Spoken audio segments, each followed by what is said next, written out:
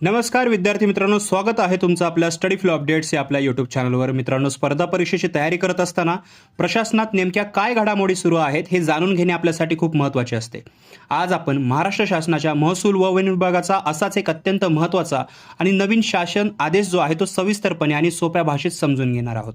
त्यासाठी हा व्हिडिओ शेवटपर्यंत नक्की पहा। चॅनलवर नवीन आलेला असाल तर सबस्क्राइब करा, बेल आयकॉनवर प्रेस करून ऑल नोटिफिकेशनवर क्लिक करा।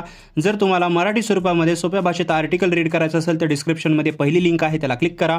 आणि जर तुम्हाला डेली अपडेट्स PDF किंवा डॉक्युमेंट्स मिळायचे असतील तर व्हॉट्सअप टेलिग्राम ग्रुप लिंक डिस्क्रिप्शनमध्ये दिलेली आहे, तीही चेकआउट करायला विसरू नका।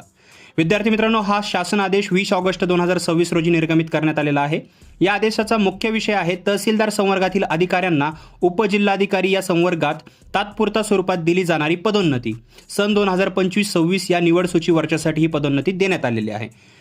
MPSCची तयारी करणाऱ्या प्रत्येक विद्यार्थ्याचे उपजिल्हाधिकारी होण्याचे स्वप्न असते, त्यामुळे हा प्रवास कसा असतो हे या निमित्ताने जे आहे आपल्याला समजेल।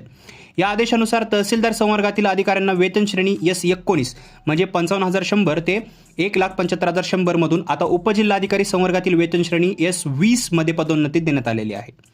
तुम्ही स्क्रीनवर पाहू शकता, या आदेशामध्ये एकूण 57 अधिकाऱ्यांची नावे, त्यांच्या ज्येष्ठता क्रमांक आणि प्रवर्गासह ते माहिती देण्यात आलेली आहे। आता या आदेशातील सर्वात महत्त्वाची आणि प्रशासकीय दृष्टिकोनातून समजून घेण्यासारखी बाब म्हणजे यातील अटी व शर्ती। पहा मित्रांनो, आदेशातील मुद्दा क्रमांक 2 मध्ये स्पष्टपणे नमूद केले आहे की सध्या महाराष्ट्र राज्यात मतदार याद्यांचे विशेष सखोल पुनर्निरीक्षण आहे तो करण्याचा कार्यक्रम सुरू आहे।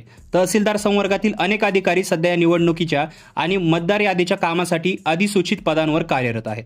प्रशासकीय कामात खंड पडू नये म्हणून शासनाने असा निर्णय घेतला आहे की जोपर्यंत हा मतदार याद्यांच्या पुनरीक्षणाचा जो कार्यक्रम आहे तो संपत नाही तोपर्यंत या अधिकाऱ्यांना नवीन जागी पोस्टिंग दिली जाणार नाही। हा कार्यक्रम संपल्यानंतरच या सर्व 57 अधिकाऱ्यांना पदस्थापनेकडे म्हणजे पोस्टिंग जे आहे सविस्तर आदेश महसूल विभाग वाटप नियम 2021 च्या तरतुदीनुसार स्वतंत्रपणे काढले जातील।